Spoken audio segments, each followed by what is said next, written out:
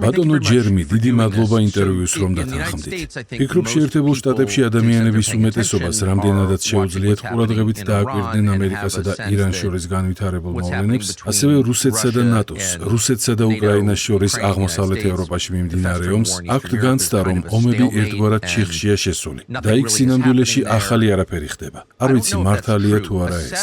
გთხოვთ შეაფასეთ, რას ფიქრობთ, რა ხდება ახლა რუსეთსა და უკრაინას და მის მოკავშირეებს შორის.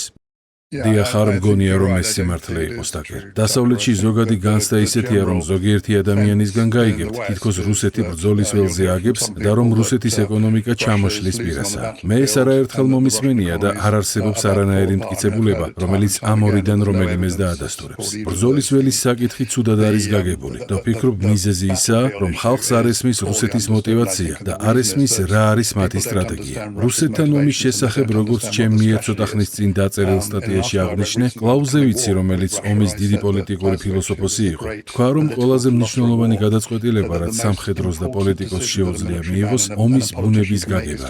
ნამდვილად არ მგონია, რომ დასავლეთმა გაიგო რუსეთთან ომის ბუნება ისევე, როგორც ირანთან. რაც მათ რუსეთთან დაკავშირებით არ ესმით, არის ის, რომ ეს რუსეთის პერსპექტივიდან ეგზისტენციალური მნიშვნელობის ომია. ისინი იბრძვიან იმისათვის, რათა რუსეთი შენარჩუნდეს. და როდესაც კაია კალასის მსგავსი ადამიანები საჯაროდ ამბობენ, რომ რუსეთი უნდა დაიშალოს, ვის შეუძლია რუსების გამტყუნება. ფიქრობ, დასაწყისისთვის კარგი იქნებოდა დასავლეთში ეს გაგვიაზრებინა. სამწუხაროდ, დიპლომატიური მოლაპარაკების ნაცვლად მოლაპარაკებას იარაღით ამჯობინებენ. მათ გონიათ, რომ თუ რუსეთზე ზემოქმედებას ოდნავ გავზრდით, ისინი საბოლოოდ მოლაპარაკების მაგიდას დაუბრუნდებიან. თუმცა ვერ ითვალისწინებენ, რომ რუსეთს აქვს მკაფიო სტრატეგია და არ ვარ დარწმუნებული, რომ დასავლეთის ასეთი მიდგომა გაამართლებს. მე არ ვიცი რუსეთის გენერალურ შტაბში რას ფიქრობენ, მაგრამ მიმაჩნია, რომ კონფლიქტს 5 ძირითადი ფაზა ჰქონდა. ტაკერ, ჩვენ ვიცით, რომ სპეციალური სამხედრო ოპერაციის დაწყებამდე, ჯერ კიდევ 1996 წლიდან დაწყებული, უამრავი გაფრთხილება გაჟღერდა რუსეთის მიერ.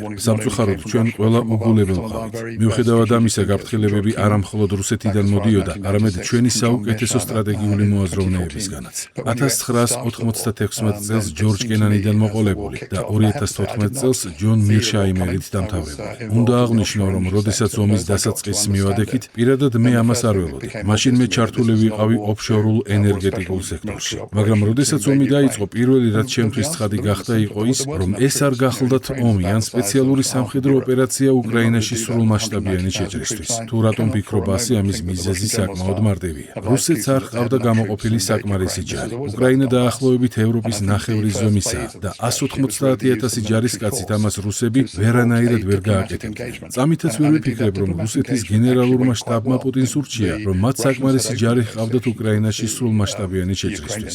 საქმე ყოველთვის დონბასს ეხებოდა და ვფიქრობ, სტრატეგიის პირველი ფაზა რეალურად სამხედრო ძალის გამოყენება იყო დიპლომატიური ჩართულობის მხარდასაჭერად. და მართლაც, თავდაპირველად დიპლომატიური ჩართულობა საკმაოდ კარგად წარიმართა. რუსებმა პირველივე დღეს ღია მოლაპარაკებები გამართეს უკრაინელებთან. მარტში ორივე მხარე მზად იყო შეთანხმებაზე ხელმოწერისთვის, რომელიც ომს შეაჩერებდა. უკრაინას უარი უნდა ეთქვა ნატოზე, გამოეცხადებინა ნეიტრალიტეტი და ნება მიეცა დონბასისთვის თვითგამორკვევის უფლებით ესარგებლა. ეს შეთანხმება ხელმოწერისთვის მზად იყო და თითქმის დარწმუნებული ვარ, ხელიც მოეწერებოდა, რომ არა ბაიდენის მიერ მხარდაჭერილი ბორის ჯონსონი, რომელმაც ზელენსკი რუსეთთან ბრძოლის გაგრძელების ისტორიაში დაარწმუნა. ეს პირველი ფაზა იყო. მეორე ფაზაში რუსეთისთვის ცხადი გახდა, რომ მათ მოუწევდათ ბრძოლა ნატოს მიერ მხარდაჭერილ უკრაინელებთან და მოუწევდათ უკან დახევაც. ამას მე სამხედრო თვალსაზრისით გასვლით კონტაქტს დავარქმევ.